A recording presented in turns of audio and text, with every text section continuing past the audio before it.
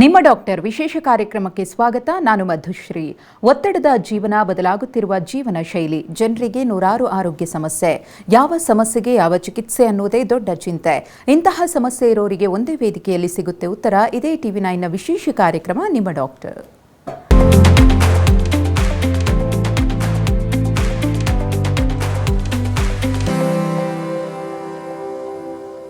ಹೃದಯದ ಕಾರ್ಯವೈಖರಿ ಸಮರ್ಪಕವಾಗಿದ್ದಲ್ಲಿ ನಮ್ಮ ಶರೀರ ಮತ್ತದರ ಆರೋಗ್ಯ ಉತ್ತಮವಾಗಿರುತ್ತೆ. ಹೃದಯದಲ್ಲಿರುವ 4 ಕವಾಟಗಳು ತಮ್ಮ ಸಂಕುಚಿತ ಮತ್ತು ಹಿಗ್ಗುವ ಪ್ರಕ್ರಿಯೆಯಿಂದ ರಕ್ತನಾಳಗಳ ಮೂಲಕ ಶುದ್ಧ ರಕ್ತವನ್ನು ದೇಹದ ಇನ್ನಿತರ ಭಾಗಕ್ಕೆ ಹರಿದು ಬಿಡುತ್ತವೆ. ಆದರೆ ಇಂತಹ ಅತಿ ಮುಖ್ಯ ಅಂಗದ ಕಾರ್ಯವೈಖರಿ ಏರುಪೇರಾದಲ್ಲಿ ಅನೇಕ ಹೃದಯ ಸಂಬಂಧಿ ಕಾಯಿಲೆಗಳಿಗೆ ಒಳಗಾಗಬೇಕಾಗುತ್ತೆ. ಆದರೆ ಸೂಕ್ತ ಚಿಕಿತ್ಸೆ ಮತ್ತು ಮುಂಜಾಗ್ರತಾ ಕ್ರಮದಿಂದ ಹೃದಯವನ್ನು ಆರೋಗ್ಯಕರವಾಗಿ ಕಾಪಾಡಿಕೊಳ್ಳಬಹುದು. ಅದಕ್ಕಾಗಿ ಇದೀಗ ಅತ್ಯಾಧುನಿಕ ಚಿಕಿತ್ಸೆ ಲಭ್ಯವಿದೆ. ಅದುವೇ ರೋಬೋಟಿಕ್ ಕಾರ್ಡಿಯಾಕ್ ಸರ್ಜರಿ. ಹಾಗಿದ್ರೆ ಈ ರೋಬೋಟಿಕ್ ಕಾರ್ಡಿಯಾಕ್ ಸರ್ಜರಿ ಅಂದ್ರೇನು, ಇದರ ಉಪಯೋಗಗಳೇನು, ಇದನ್ನ ಹೇಗೆ ಮಾಡಲಾಗುತ್ತೆ, ಯಾರು ಈ ಚಿಕಿತ್ಸೆಯನ್ನ ಪಡೆದುಕೊಳ್ಳಬಹುದು ಅನ್ನೋದರ ಕುರಿತು ಮತ್ತಷ್ಟು ಮಾಹಿತಿಯನ್ನು ಕೊಡೋದಕ್ಕೆ ನಮ್ಮ ಜೊತೆಗಿದ್ದಾರೆ ಸಕ್ರಾ ವರ್ಲ್ಡ್ ಹಾಸ್ಪಿಟಲ್ನ ಡಾಕ್ಟರ್ ದೀಪಕ್ ಗೌಡ ಅವರು. ಬನ್ನಿ ಕಾರ್ಯಕ್ರಮಕ್ಕೆ ಅವರನ್ನು ಸ್ವಾಗತ ಮಾಡೋಣ. ಡಾಕ್ಟರ್ ನಮಸ್ತೆ, ಕಾರ್ಯಕ್ರಮಕ್ಕೆ ಸ್ವಾಗತ. ಡಾಕ್ಟರ್, ಮೊದಲಿಗೆ ಈ ರೋಬೋಟಿಕ್ ಕಾರ್ಡಿಯಾಕ್ ಸರ್ಜರಿ ಅಂದ್ರೆ ಏನು ಅನ್ನೋ ಪ್ರಶ್ನೆ ಬಹುತೇಕರಲ್ಲಿ ಕಾಡ್ತಾ ಇದೆ. ಏನಂತ ರೋಬೋಟಿಕ್ ಕಾರ್ಡಿಯಾಕ್ ಸರ್ಜರಿ ಇದೊಂದು ಪ್ರಮುಖವಾದ ಪ್ರಶ್ನೆ ನಮ್ಮ ವೀಕ್ಷಕರಿಗೂ ಗೊತ್ತಾಗಬೇಕು. ಓಪನ್ ಹಾರ್ಟ್ ಸರ್ಜರಿ ಅಂದರೆ ಎಲ್ಲರಿಗೂ ಗೊತ್ತಿರೋಂಗೆ, ಓಪನ್ ಹಾರ್ಟ್ ಸರ್ಜರಿ ಅಂದರೆ ಬ್ರೆಸ್ಟ್ ಬೋನ್ ಅನ್ನೋದು ಮಧ್ಯಭಾಗದಲ್ಲಿರೋ ಬೋನ್ನ ಕಟ್ ಮಾಡಿಬಿಟ್ಟು ಹಾರ್ಟ್ನ ನಿಲ್ಲಿಸ್ಬಿಟ್ಟು ಮಾಡೋವಂಥ ಆಪ್ರೇಷನ್ನ ಓಪನ್ ಹಾರ್ಟ್ ಸರ್ಜರಿ ಅಂತ ಹೇಳ್ತಾರೆ. ಓಪನ್ ಹಾರ್ಟ್ಗೆ ಮತ್ತು ರೋಬೋಟಿಕ್ಗೆ ವ್ಯತ್ಯಾಸ ಏನು ಅಂದರೆ, ರೋಬೋಟಿಕಲ್ಲಿ ಯಾವುದೇ ಬೋನ್ ಅಥವಾ ಏನು ಕಟ್ ಮಾಡೋದಿಲ್ಲ. ತುಂಬ ಸಣ್ಣ ಚಿಕ್ಕ ರಂಧ್ರಗಳಿಂದ ಹೋಗ್ಬಿಟ್ಟು ನಾವು ಇಲ್ಲಿಂದ ಮಧ್ಯದ ಭಾಗದಿಂದ ಏನು ಆಪ್ರೇಷನ್ ಮಾಡ್ತಿರಲ್ಲ, ಸೇಮ್ ಆಪ್ರೇಷನ್ನ ನಾವು ರೋಬೋಟ್ನ ಉಪಯೋಗಿಸ್ಕೊಂಡು ಮಾಡುವಂಥ ಸರ್ಜರಿನ ರೋಬೋಟಿಕ್ ಸರ್ಜರಿ ಅಂತೀರಿ. ಸೊ ಇದರಿಂದ ಪೇಷಂಟ್ಗೆ ತುಂಬಾ ಉಪಯೋಗಗಳು ಇದ್ದಾವೆ. ಸೊ ಅವ್ರ ರಿಕವರಿ ಬೇಗ ಆಗೋಗುತ್ತೆ. ಸೊ ತುಂಬ ಅಡ್ವಾಂಟೇಜಸ್ ಇದ್ದಾವೆ. ಇದನ್ನು ರೋಬೋಟಿಕ್ ಸರ್ಜರಿ ಅಂತ ಹೇಳ್ತೀರಿ. ಓಕೆ ಡಾಕ್ಟರ್, ಈಗ ತಾವೇ ಹೇಳ್ತಾ ಇದ್ರಿ ರೋಬೋಟ್ ಬಳಸ್ಕೊಂಡು ಸರ್ಜರಿಯನ್ನು ಮಾಡಲಾಗುತ್ತೆ ಅಂತ ಹೇಳಿ. ಇನ್ನು ಸರ್ಜನ್ಸ್ ಎಷ್ಟರ ಮಟ್ಟಿಗೆ ಈ ಒಂದು ಸರ್ಜರಿಯಲ್ಲಿ ಇರ್ತಾರೆ? ಕಂಪ್ಲೀಟ್ ಆಗಿ ರೋಬೋಟ್ ಮೇಲೆ ಆಧಾರವಾಗಿರುತ್ತೆ ಹೇಗೆ ಅನ್ನೋ ಪ್ರಶ್ನೆನೂ ಇದೆ. ಸೊ 100% ಇದು ನಾವು ಡಾಕ್ಟರ್ಸ್ ಮಾಡುವಂಥ ಸರ್ಜರಿ. ರೋಬೋಟಿಕ್ ಸರ್ಜರಿ ಅಂದರೆ ರೋಬೋಟ್ಗೆ ನಾವು ಕಮ್ಯಾಂಡ್ ಕೊಟ್ಟು ರೋಬೋಟ್ ಹೋಗ್ಬಿಟ್ಟು ಮಾಡುವಂಥ ಸರ್ಜರಿ ಅಲ್ಲ ಇದು. ಸೊ ಅದೊಂದು ಹೆಸರು ಮಾತ್ರ ರೋಬೋಟಿಕ್ ಸರ್ಜರಿ ಅಂತ ಇದೆ ಅಷ್ಟೇ. ಬಟ್ 100% ಮಾಡೋದೆಲ್ಲನೂ ನಾವೇ. ಕಂಟ್ರೋಲ್ನ ನಮ್ಮ ಕನ್ಸೋಲ್ ಅಂತ ಇರುತ್ತೆ, ಅದು ಆಪ್ರೇಷನ್ ರೂಮಲ್ಲೇ ಒಂದು ಕೋಣೆ ಸೈಡಲ್ಲಿ ಇರುತ್ತೆ. ಸೊ ಅಲ್ಲಿ ನಾವು ಕೂತ್ಕೊಬಿಟ್ಟು ನಾವು ಆ ರೋಬೋಟ್ನ ಕಂಟ್ರೋಲ್ ಮಾಡ್ತೀವಿ. ನಾವಿಲ್ಲಿ ಏನು ಆ್ಯಕ್ಷನಲ್ಲಿ ಕಂಟ್ರೋಲ್ ಮಾಡ್ತೀರಿ ಚೆಸ್ಟ್ ವಾಲ್ ಒಳಗಡೆ ಅದೇ ಥರ ಕಂಟ್ರೋಲ್ ಹೋಗ್ಬಿಟ್ಟು ನಾವು ಸರ್ಜರೀಸ್ನ ನೋಡೋದು ಮಾಡೋದು ಎಲ್ಲ ಕನ್ಸೋಲಲ್ಲಿ ಕೂತ್ಕೊಂಡು ಮಾಡ್ತೀರಿ ನಾವು ಸರ್ಜನ್ಸು. ಓಕೆ ಡಾಕ್ಟರ್, ಈಗ ಓಪನ್ ಹಾರ್ಟ್ ಸರ್ಜರಿಗಿಂತ ಈ ರೋಬೋಟಿಕ್ ಕಾರ್ಡಿಯಾಕ್ ಸರ್ಜರಿ ಎಷ್ಟು ಉಪಯೋಗಕಾರಿ ಅಂತ ತಾವು ಹೇಳ್ತೀರಿ ಅಂತ, ಏನೆಲ್ಲ ಬೆನಿಫಿಟ್ಸ್ ಇದೆ ಇದರಿಂದ? ಸೊ ಓಪನ್ ಹಾರ್ಟ್ ಸರ್ಜರಿ ಅಂದರೆ ಜನರಿಗೆ ಫಸ್ಟು ಭಯ ಆಗುತ್ತೆ. ಸೊ ಏನಪ್ಪ ಇಲ್ಲಿ ಮಧ್ಯದಲ್ಲಿ ಕಟ್ ಮಾಡಿಬಿಡ್ತಾರೆ, ಸೊ ನಮಗೆ ಮುಂದೆ ಮಾಡೋಕ್ಕಾಗತ್ತಾ ಕೆಲಸಗಳು ನಾವೇನೇನು ಮಾಡ್ತಾಯಿದ್ರಲ್ಲ ಅದೆಲ್ಲ ಮಾಡೋಕ್ಕಾಗತ್ತಾ ಅಂತ. ಸೊ ರೋಬೋಟಿಕ್ ಸರ್ಜರಿಯಲ್ಲಿ ಅದನ್ನೆಲ್ಲ ಪ್ರಿವೆಂಟ್ ಮಾಡೋದಕ್ಕೆ ಅಂತ ರೋಬೋಟಿಕ್ ಸರ್ಜರಿ ಅಂತ ಬಂದಿರೋದು. ಇವಾಗ ನಾವು 2G 3G ಅಂತ ಯಾವ ಥರ 5Gವರೆಗೂ ಬಂದಿದ್ದೀರಿ, ಆ ಥರ ಅಡ್ವಾನ್ಸ್ಮೆಂಟ್ಸಲ್ಲೇ ಮೆಡಿಕಲ್ ಫೀಲ್ಡಲ್ಲಿ ಕೂಡ ನಾವು ಓಪನ್ ಹಾರ್ಟ್ ಸರ್ಜರಿಯಿಂದ ಮಿನಿಮಲಿ ಇನ್ವೇಸಿವ್ ಹೋಗ್ಬಿಟ್ಟು ಇವಾಗ ಒಂದು ಲೆವೆಲ್ ಮೇಲೆ ಅದು ರೋಬೋಟಿಕ್ ಸರ್ಜರಿ ಅಂತ ಹೇಳ್ತೀರಿ. ಇದರಿಂದ ಪೇಷಂಟ್ಸ್ಗೆ ತುಂಬಾ ಬೆನಿಫಿಟ್ ಇದೆ. ಮೊದಲನೇದು ಯಾವುದೇ ಬೋನ್ ಕಟ್ ಆಗೋದಿಲ್ಲ. ಸೊ ಪೇಷಂಟ್ಗೆ ಪೇಯ್ನ್ ತುಂಬ ಕಡಿಮೆ ಇರುತ್ತೆ.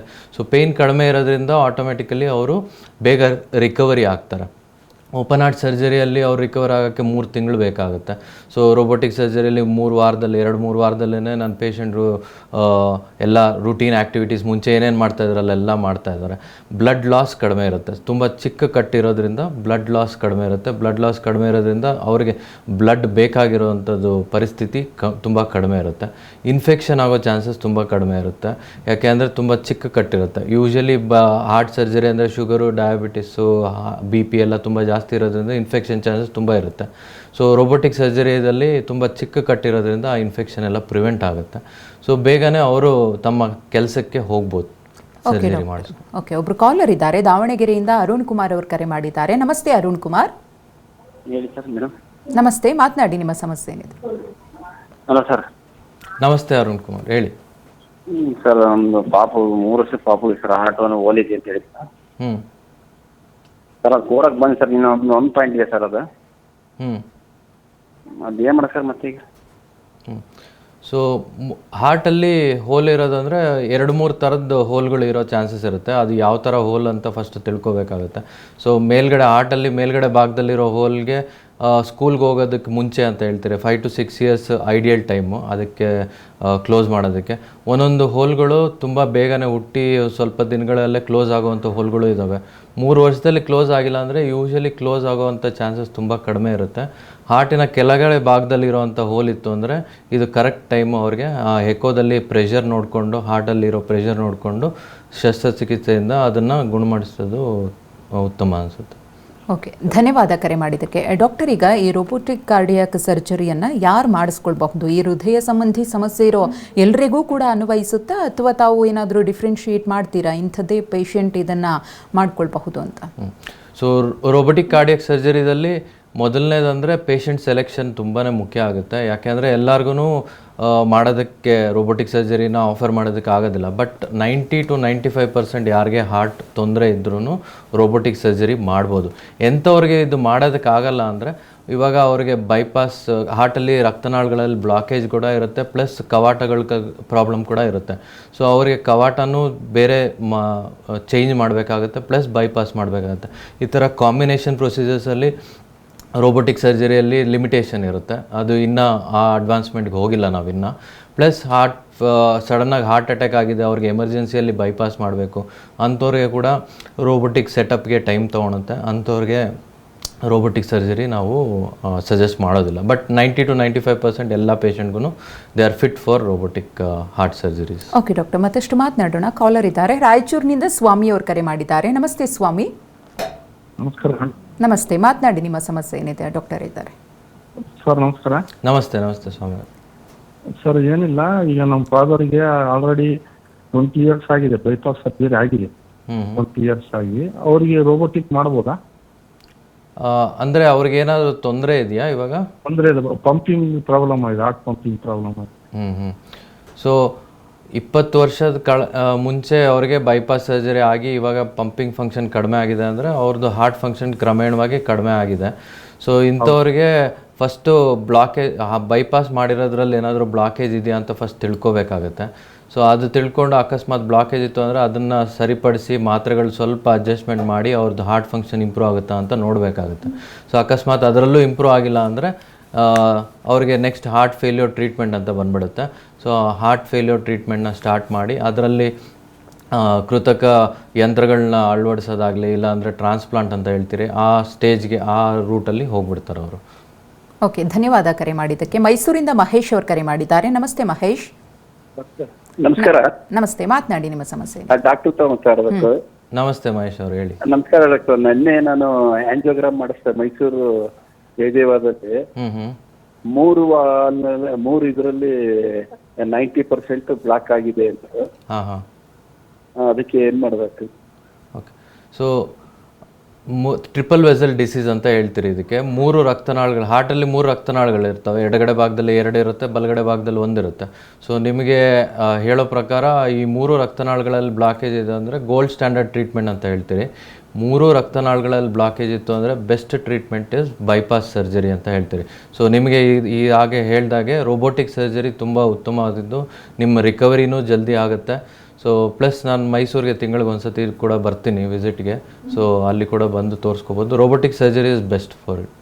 ಓಕೆ, ಧನ್ಯವಾದ ಕರೆ ಮಾಡಿದ್ದಕ್ಕೆ. ಡಾಕ್ಟರ್, ಆಗಲೇ ಒಬ್ಬರು ಕಾಲರ್ ಪ್ರಶ್ನೆ ಮಾಡ್ತಾ ಇದ್ರು, ಹಾಗಾಗಿನೇ ಈ ಒಂದು ಪ್ರಶ್ನೆಯು ಕೂಡ, ಈಗ ಬೇರೆ ಆರೋಗ್ಯ ಸಮಸ್ಯೆ ಇದ್ದು ಅಥವಾ ಹಾರ್ಟ್ ರಿಲೇಟೆಡ್ ಸಮಸ್ಯೆ ಇದ್ದು ಅವರು ಸರ್ಜರಿಯನ್ನು ಮಾಡಿಸ್ಕೊಂಡಿರ್ತಾರೆ.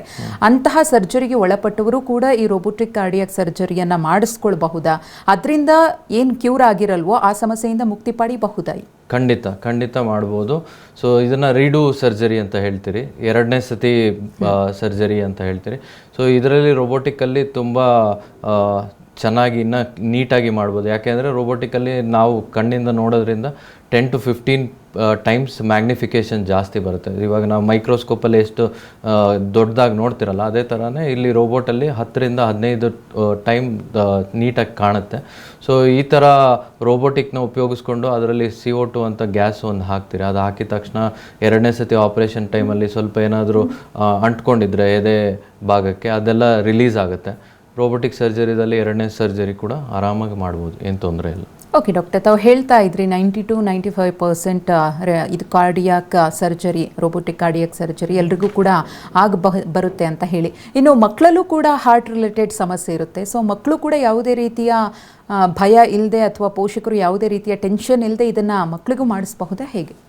ಖಂಡಿತ ಮಕ್ಕಳಿಗೂ ಇವಾಗ ಲೇಟೆಸ್ಟ್ ಅಡ್ವಾನ್ಸ್ಮೆಂಟ್ಸಲ್ಲಿ ಮಕ್ಕಳಿಗೆ ಇವಾಗ ರೋಬೋಟಿಕಲ್ಲಿ ಇನ್ಸ್ಟ್ರೂಮೆಂಟ್ಸ್ ಅಂತ ಬರುತ್ತೆ. ಸೊ ಅದು ಚೆಸ್ಟ್ ವಾಲ್ ಒಳಗೆ ಹೋಗೋಕ್ಕೆ. ಸೊ ಇವಾಗಿರೋ ಕಂಪನಿಗಳಲ್ಲಿ ಈ ಮಕ್ಕಳಿಗೆ ಅಂತಲೇ ಚಿಕ್ಕದಾಗಿ ಇನ್ಸ್ಟ್ರೂಮೆಂಟ್ಸ್ನ ಡೆವಲಪ್ ಮಾಡ್ತಾ ಇದ್ದಾರೆ. ಆಲ್ರೆಡಿ ನಮ್ಮ ಇಂಡಿಯನ್ ಒಂದು ಕಂಪನಿ ಇದೆ, ಅದು ಆಲ್ರೆಡಿ ಚಿಕ್ಕ ಮಕ್ಕಳಿಗೆ ಅಂತಲೇ ರೋಬೋಟಿಕ್ ಸರ್ಜರಿಗೆ ಇನ್ಸ್ಟ್ರೂಮೆಂಟ್ಸ್ ಮಾಡಿದೆ. ಸೊ ಇದರಿಂದ ಸಣ್ಣ ಹೋಲ್, ಈಗಾಗಲೇ ನಮ್ಮ ವೀಕ್ಷಕರು ಯಾರು ಫೋನ್ ಮಾಡಿದ್ರಲ್ಲ ಅವ್ರಿಗೆ ಇರೋವಂಥ ಹೋಲ್ನ ಕೂಡ ಕ್ಲೋಸ್ ಮಾಡ್ಬೋದು. ಸೊ ಪಿಡಿಯಾಟ್ರಿಕ್ ಹಾರ್ಟ್ ಸರ್ಜರಿಯಲ್ಲಿ ಕೂಡ ರೋಬೋಟಿಕ್ನ ಯೂಸ್ ಮಾಡಿ ಅವ್ರಿಗೆ ಟ್ರೀಟ್ಮೆಂಟ್ ಕೊಡೋ ಚಾನ್ಸಸ್ ತುಂಬಾ ಇದೆ. ಓಕೆ ಡಾಕ್ಟರ್, ಈಗ ವೈದ್ಯರು ಯಾವುದೇ ರೀತಿಯ ಸರ್ಜರಿಯನ್ನು ಮಾಡ್ತಾರೆ ಅಂದರೆ ಅದು ಅವರ ಪಾಲಿಗೆ ತುಂಬ ಚಾಲೆಂಜಿಂಗ್ ಆಗಿರುತ್ತೆ. ಹಾಗೆಯೇ ಈ cardiac surgery, robotic cardiac surgery ಎಷ್ಟು ಚಾಲೆಂಜಿಂಗ್ ಆಗಿರುತ್ತೆ? ಜೊತೆಗೆ ಸೇಫ್ಟಿ ವೈಸ್ ನಾವು ಮಾತನಾಡೋದಾದರೆ ಎಷ್ಟು ಅಶ್ಯೂರೆನ್ಸ್ ಕೊಡ್ತೀರಿ ಪೇಷಂಟ್ಸಿಗೆ? So first robotic cardiac surgery, ಯಾವುದೇ ಸರ್ಜರಿಯಲ್ಲಿ ಕೂಡ ಲರ್ನಿಂಗ್ ಕರ್ವ್ ಅಂತ ಇರುತ್ತೆ.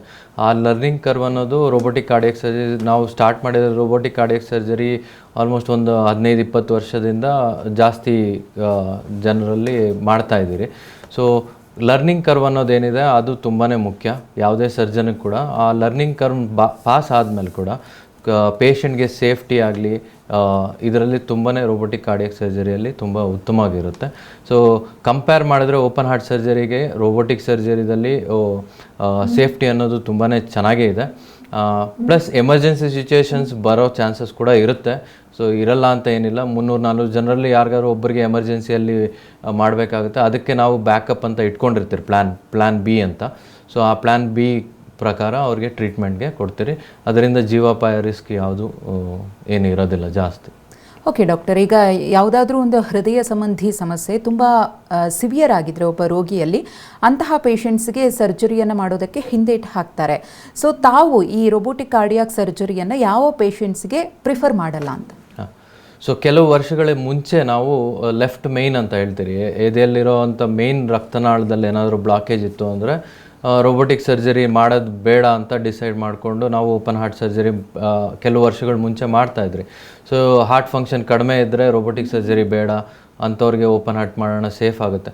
ಸೊ ಅದಾದಮೇಲೆ ರೀಸೆಂಟಾಗಿ ತುಂಬಾ ಸ್ಟಡೀಸ್ ಬಂದಿದೆ. ಪ್ಲಸ್ ನಮ್ಮ ಎಕ್ಸ್ಪೀರಿಯನ್ಸಲ್ಲೂ ಕೂಡ ಇಂಥ ಪೇಷಂಟ್ಸ್ಗೂ ಕೂಡ ನಾವು ಪ್ಲ್ಯಾನ್ ಬಿ ಅಂತ ಇಟ್ಕೊಂಡು ಲೆಫ್ಟ್ ಮೇನ್ ವೆಸಲಲ್ಲಿ ಬ್ಲಾಕೇಜ್ ಆಗಿರಲಿ, ಇಲ್ಲ ಹಾರ್ಟ್ ಫಂಕ್ಷನ್ ತುಂಬ ಕಡಿಮೆ ಇದ್ದವ್ರಿಗೂ ಕೂಡ ರೋಬೋಟಿಕ್ ಕಾರ್ಡಿಯಾಕ್ ಸರ್ಜರಿ ಮಾಡಿ 99% ಸೇಫಾಗಿ ಈ ಸರ್ಜರಿಯನ್ನು ನಾವು ಮಾಡ್ಬೋದು, ರೋಬೋಟಿಕ್ ಸರ್ಜರಿ ಇಂಥವ್ರಿಗೂ ಕೂಡ. ಓಕೆ ಡಾಕ್ಟರ್, ಈ ಸರ್ಜರಿ ಆದಮೇಲೆ ಅಥವಾ ಆಗೋಕ್ಕೂ ಮುನ್ನ ಯಾವ ರೀತಿಯಾಗಿ ಅವರ ಜೀವನ ಶೈಲಿ ಇರುತ್ತೋ ಅದರಲ್ಲಿ ಸಂಪೂರ್ಣವಾಗಿ ಬದಲಾವಣೆಗಳ ಅವಶ್ಯಕತೆ ಇದೆಯಾ? ಡೂಸ್ ಆ್ಯಂಡ್ ಡೋಂಟ್ಸ್ ಅಂತ ಹೇಳ್ತೀವಲ್ಲ, ಏನು ಮಾಡಬೇಕು ಏನು ಮಾಡಬಾರ್ದು ಅಂತ ಹೇಳಿ, ಹೇಗಿರುತ್ತೆ? ಸೊ ಯಾವುದೇ ವ್ಯಕ್ತಿಗೆ ಹೃದಯ ಸಮಸ್ಯೆ ಮೇಯ್ನಾಗಿ ಬ್ಲಾಕೇಜಸ್ ಅಂತ ಏನು ಹೇಳ್ತೀರಿ ತುಂಬ ಕಾಮನ್ ಆಗಿ ಇದೆ. ಯಂಗ್ ಪೇಷಂಟ್ಸಲ್ಲೂ ಕೂಡ ಬರ್ತಾ ಇದೆ. ಅಂಥವ್ರಿಗೆ ಆ ಬ್ಲಾಕೇಜ್ ಬಂದಿರೋದಕ್ಕೆ ಏನಾದರೂ ಕಾರಣ ಇದ್ದೇ ಇರುತ್ತೆ. ಸೊ ಆ ಕಾರಣಗಳಲ್ಲಿ ಫಸ್ಟ್ ಆ್ಯಂಡ್ ಫಾರ್ಮೋಸ್ಟ್ ಶುಗರ್ ಇರ್ಬೋದು, ತುಂಬ ಅನ್ಕಂಟ್ರೋಲ್ಡ್ ಶುಗರ್, ಇಲ್ಲ BP ತುಂಬ ಅನ್ಕಂಟ್ರೋಲ್ಡ್ BP ಕಂಟ್ರೋಲಲ್ಲಿ ಇಲ್ಲದೆ ಇರೋದು, ಇಲ್ಲ ಸ್ಮೋಕಿಂಗ್, ಆಲ್ಕೋಹಾಲ್ ಹ್ಯಾಬಿಟ್ಸ್ ಇರ್ಬೋದು, ಇಲ್ಲ ಅವ್ರ ತಂದೆ ತಾಯಿಗೆ ಯಾರಿಗಾರು ಇದ್ದು ಫ್ಯಾಮಿಲಿ ಹಿಸ್ಟ್ರಿದಲ್ಲಿ ಬಂದಿರ್ಬೋದು, ಇಲ್ಲ ಕೊಲೆಸ್ಟ್ರಾಲ್ ಫುಡ್ ಹ್ಯಾಬಿಟ್ಸಲ್ಲಿ, ಇಲ್ಲ ಕೊಲೆಸ್ಟ್ರಾಲ್ ಇವಾಗ ತುಂಬಾ ಫಾಸ್ಟ್ ಫುಡ್ ಬಂದಿರೋದ್ರಿಂದ, ಪ್ಲಸ್ ವರ್ಕ್ ಸ್ಟ್ರೆಸ್ ಅಂತ ಹೇಳ್ತೀರಿ, ಇವೆಲ್ಲ ಕಾರಣಗಳಿಂದ ಅವ್ರಿಗೆ ಬಂದಿರ್ಬೋದು. ಸೊ ಸರ್ಜರಿ ಆದಮೇಲೆ ಮತ್ತೆ ಆ ಹೃದಯ ಸಂಬಂಧಿ ಕಾಯಿಲೆಗಳು ಬರಬಾರ್ದು ಅಂತ ಯಾಕೆ ಬಂದಿದೆ ಅಂತ ಅದನ್ನು ಕಂಡಿಡಿದು ಅದನ್ನು ನಾವು ಅವಾಯ್ಡ್ ಮಾಡೋದು. ಇವಾಗ ಸ್ಮೋಕಿಂಗ್ ಮಾಡ್ತಾರೆ, ಸ್ಮೋಕಿಂಗ್ ಸ್ಟಾಪ್ ಮಾಡಬೇಕು, ಶುಗರ್ ಕಂಟ್ರೋಲಲ್ಲಿ ಇಟ್ಕೋಬೇಕು, ಆ ಕೊಲೆಸ್ಟ್ರಾಲ್ ಕಂಟ್ರೋಲ್ ಸ್ಟ್ರೆಸ್ ಇತ್ತು ಅಂದರೆ ಸ್ಟ್ರೆಸ್ ಲೆವೆಲ್ನ ಕಡಿಮೆ ಮಾಡಬೇಕಾಗತ್ತೆ. ಪ್ಲಸ್ ರೂಟೀನ್ ಫಾಲೋ ಅಪ್ ಮಾಡಿಕೊಂಡ್ರೆ ಇಂಥವ್ರಿಗೆ ಯಾವುದೇ ಸಮಸ್ಯೆಗಳು ಬರೋದಿಲ್ಲ. ಓಕೆ, ಈ ರೋಬೋಟಿಕ್ ಕಾರ್ಡಿಯಾಕ್ ಸರ್ಜರಿ ಅಂತ ಕೇಳ್ತಾ ಇದ್ದ ಹಾಗೆ ಜನರಲ್ಲಿ ಒಂದು ಪ್ರಶ್ನೆ ಸರ್ವೇ ಸಾಮಾನ್ಯವಾಗಿ ಕಾಡುತ್ತೆ, ಇದರ ಕಾಸ್ಟ್ ಎಷ್ಟಿರಬಹುದು ಅಂತ ಹೇಳಿ. ತುಂಬ ದುಬಾರಿ ಆಗುತ್ತಾ? ಅದನ್ನು ನಾವು ಭರಿಸೋದಕ್ಕೆ ಸಾಧ್ಯ ಆಗುತ್ತಾ ಅಂತ ಹೇಳಿ. ಈ ಪ್ರಶ್ನೆಗೆ ನಾನು ಒಂದು ಉತ್ತರ ಕೊಡೋಕ್ಕೆ ಬಯಸ್ತೀನಿ. ಇವಾಗ ನಾನು ಯಾವುದಾದ್ರೂ ರೋಬೋಟಿಕ್ ಸರ್ಜರಿ ಅಂದರೆ ಓಪನ್ ಹಾರ್ಟ್ ಸರ್ಜರಿಗಿಂತ ಡೆಫಿನೆಟ್ಲಿ ಕಾಸ್ಟಲ್ಲಿ 1,00,000 ಜಾಸ್ತಿ ಆಗುತ್ತೆ. ಸೊ ಓಪನ್ ಹಾರ್ಟ್ ಸರ್ಜರಿ ಮಾಡಿಸ್ಕೊಂಡವರು ಒಂದು 3 ತಿಂಗಳು ರೆಸ್ಟ್ ತೊಗೋಬೇಕಾಗತ್ತೆ. ಅವ್ರ ಕೆಲಸದ, ಇವಾಗ ನಾನು ಯಾವುದಾದ್ರು ಕ್ಯಾಬ್ ಡ್ರೈವರ್ಗೆ ಯಾರಿಗಾದ್ರು ಬೈಪಾಸ್ ಮಾಡಿದೆ ಅಂದ್ಕೊಳ್ಳಿ, ಅವರು ಇನ್ನು 3 ತಿಂಗಳು ಅವ್ರ ಕೆಲಸನ ಮಾಡೋದಕ್ಕಾಗಲ್ಲ. ಅಕಸ್ಮಾತ್ ಅವರು 50,000ದಿಂದ 1,00,000 ದುಡಿತಾ ಇದ್ದಾರೆ ತಿಂಗಳಿಗೆ, 3 ತಿಂಗಳಲ್ಲಿ ಅವ್ರದ್ದು ದುಡಿಮೆ ಕಡಿಮೆ ಆಗುತ್ತೆ. ಸೊ ಆ ದುಡಿಮೆ ಕಡಿಮೆ ಆಗೋದು ರೋಬೋಟಿಕ್ ಸರ್ಜರಿ ಮಾಡಿಸ್ಕೊಂಡು ಅದನ್ನು ಕಾಂಪನ್ಸೇಟ್ ಮಾಡ್ಕೋಬೋದು ಅವರು. ಸೊ ರೋಬೋಟಿಕ್ ಸರ್ಜರಿ ಮಾಡಿಸ್ಕೊಂಡ್ಮೇಲೆ 3 ವಾರದಲ್ಲಿ ಅವರು ನಾರ್ಮಲ್ ಕೆಲಸ ಏನು ಮಾಡ್ತಾಯಿದ್ರು ಅದೆಲ್ಲ ಮಾಡಿಕೊಂಡು ಅವ್ರ ದುಡಿಮೆ ಕೂಡ ಮಾಡಿಕೊಂಡು ಇದನ್ನು ಕಾಂಪನ್ಸೇಟ್ ಮಾಡ್ಕೋಬೋದು.